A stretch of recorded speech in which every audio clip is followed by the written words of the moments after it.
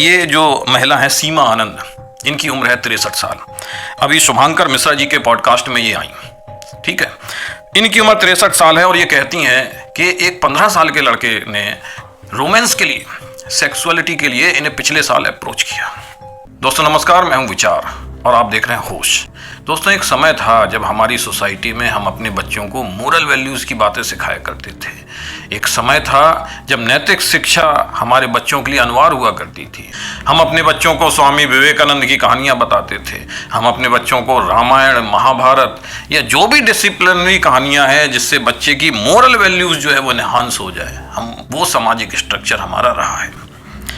हमारे यहाँ कोटेशन रही हैं, if wealth is lost, nothing is lost. If health is lost, something is lost.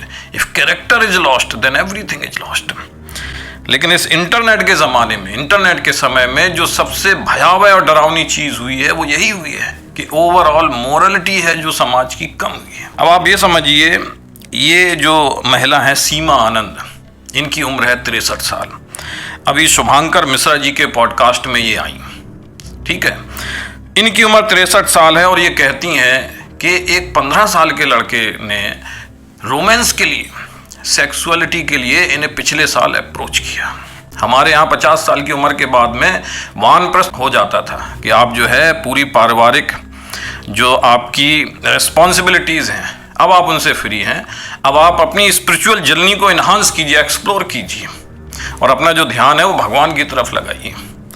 अगर 63 साल की महिला इस बात को बोलती है कि 15 साल के लड़के ने उसको सेक्सुअलिटी के लिए, रोमांस के लिए अप्रोच किया, तो ये बहुत भयावह बात है।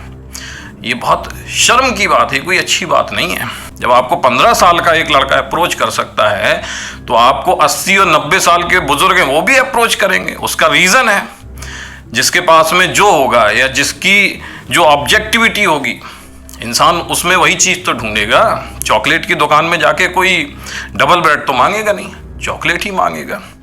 कोई व्यक्ति अगर गीता का पाठ करता है तो उसके पास में तो वो ये सब करने नहीं जाएगा। आपने सीमा आनंद जी या ऐसे जो लोग हैं, इन्होंने अपनी ऑब्जेक्टिविटी ही, पूरी जो सर्कल है अपनी पर्सनालिटी का, वो सेक्सुअलिटी में डिफाइन कर रखा है और ये हमारे समाज के लिए कोई अच्छा नहीं है। गीता में लिखा है जैसा हमारा समाज होगा, जो हमारी आइडियल वैल्यूज़ होंगी, हमारा समाज वैसा ही बन जाएगा। तो मैं आप सब लोगों से चाहूँगा कि ऐसे लोगों का सामाजिक बहिष्कार हो, ऐसे लोग सोशल प्लेटफॉर्म पे उनको वरीयता न दी जाए, ऐसे लोगों को सेलिब्रेट ना किया जाए। हमारे पास में अच्छी अच्छी पर्सनैलिटी है, आचार प्रशांत टाइप के जो लोग हैं, समझ रहे हैं, जो महात्मा हैं, जो अच्छी बातें करते हैं। प्रेमानंद महाराज जी हैं जिनके प्रवचन से सबकी जिंदगियां बदल गई, जिन्होंने आध्यात्मिक बना दिया।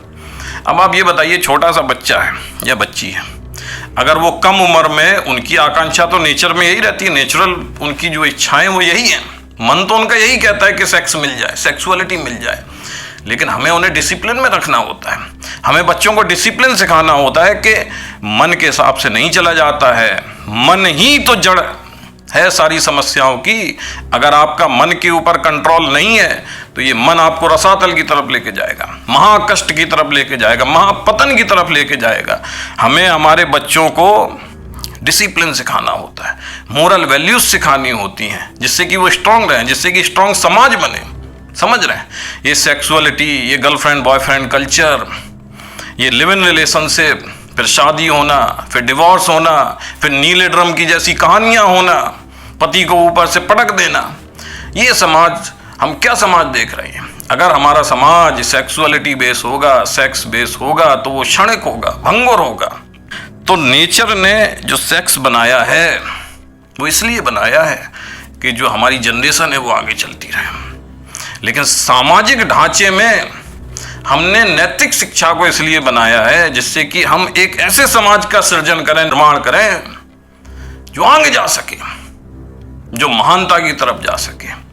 अगर करैक्टर को बिल्डअप नहीं कर पाते हो, अगर आप मोरालिटी को डिफाइन नहीं कर पाते हो, तो कहीं ना कहीं आपको सफ़र करना होता है। मेंटली, साइकोलॉजिकली मनोरोगी हो जाते हैं भाई, मनोरोगी। अगर आप किसी चीज़ की एक अति कर दोगे तो वो मनोरोग में परिणत हो जाएगा। तो जो ऐसे लोग हैं ये मनोरोगी हैं कहीं ना कहीं। समय आने पर नेचर सबको सब सिखा देता है। जानवरों को नहीं बताया जाता है, सेक्स एजुकेशन नहीं देनी पड़ती है, लेकिन उनकी तब भी जो कंटिन्यूटी ऑफ स्पीसीज है वो है। कोई कुत्ते बिल्लियों को नहीं बताता है कि उन्हें सेक्स एजुकेशन देने की ज़रूरत है, लेकिन समय आता है बच्चे पैदा होते हैं। ऐसे ही ह्यूमन स्पीसीज के लिए हमें कोई बहुत एलेबोरेट करने की ज़रूरत नहीं, हम बहुत सुपीरियर हैं, हमारे बच्चों को सब पता चल जाता है। दोस्तों, अगर आप भी हमारी बात से सहमत हो तो चैनल को सब्सक्राइब ज़रूर कीजिएगा, लाइक कीजिएगा और इस वीडियो को ज़्यादा से ज़्यादा शेयर कीजिएगा। आप अच्छे से रहिए, अपना ख्याल रखिए। मिलते हैं एक नए वीडियो में एक नए विचार के साथ।